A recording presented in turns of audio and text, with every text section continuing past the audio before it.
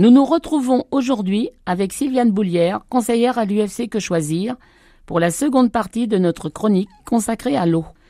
Elle va nous donner quelques conseils. Pourquoi utiliser l'eau du robinet plutôt que l'eau en bouteille ? La France est très consommatrice de bouteilles d'eau. Or, les bouteilles vendues sont à une large majorité en matière plastique, ce qui pose un problème à la fois environnemental et sanitaire.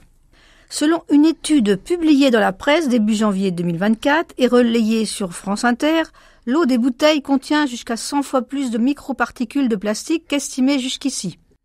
Les scientifiques ont comptabilisé en moyenne 240 000 fragments par litre d'eau à la suite des tests réalisés sur des bouteilles de plusieurs marques connues. En tant que consommateur, réduire voire supprimer l'utilisation du plastique, notamment à travers les bouteilles d'eau, permettrait de diminuer la présence de microplastiques dans les océans. De plus, certaines eaux en bouteille fortement minéralisées sont à consommer ponctuellement et leur usage quotidien reste déconseillé. Il est également important de souligner que l'eau en bouteille, prélevée dans les ressources souterraines, contient également d'infimes quantités de polluants de type pesticides ou médicaments. Précisons qu'on ne s'empoisonne pas avec une eau qui dépasse temporairement les normes de qualité. Ces normes sont définies par une consommation sur toute une vie.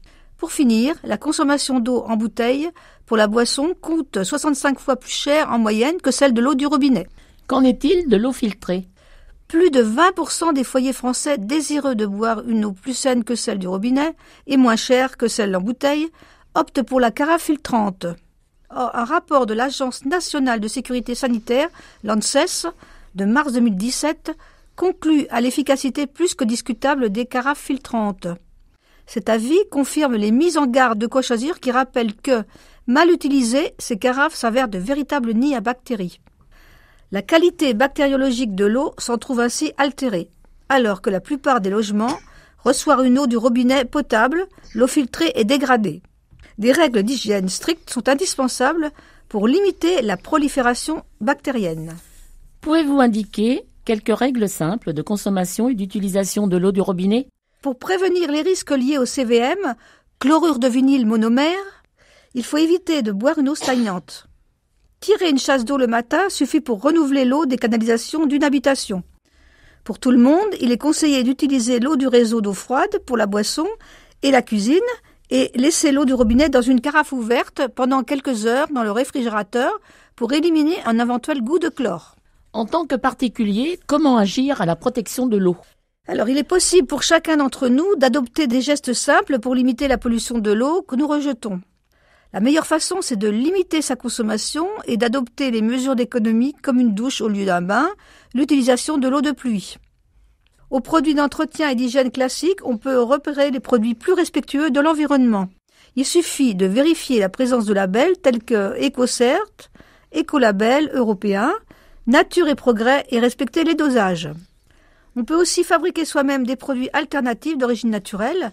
On peut agir aussi en ne déversant pas n'importe quel déchet liquide comme les médicaments, des dissolvants, des graisses, des huiles de friture ou de vidange et tout autre produit chimique dans les éviers, la douche, la cuvette des toilettes ou les grilles au sol extérieur.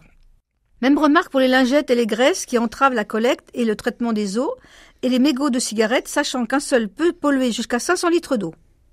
Pour la préservation des terres agricoles, on peut agir contre l'usage des pesticides en favorisant l'achat des produits biologiques.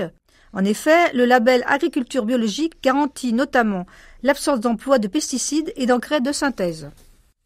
En conclusion, l'eau est la seule boisson indispensable. Si les gens s'interrogent sur la qualité de l'eau du robinet et de l'eau en bouteille, ils doivent savoir que le risque sur la santé lié à la déshydratation est plus grand que les conséquences potentiellement liées aux composants indésirables. Plus sérieusement, l'UFC Que Choisir milite pour interdire les pesticides les plus à risque en application du principe de précaution et privilégier les aliments bio. Vous trouverez des informations utiles dans le mensuel publié au niveau national et la brochure trimestrielle éditée au niveau local. Vous pouvez aussi venir nous voir à l'association qui se situe au 21 rue Béni au Mans, téléphone 02 43 85 88 91. Merci Sylviane pour ces conseils. Au revoir et à bientôt. Au revoir Françoise.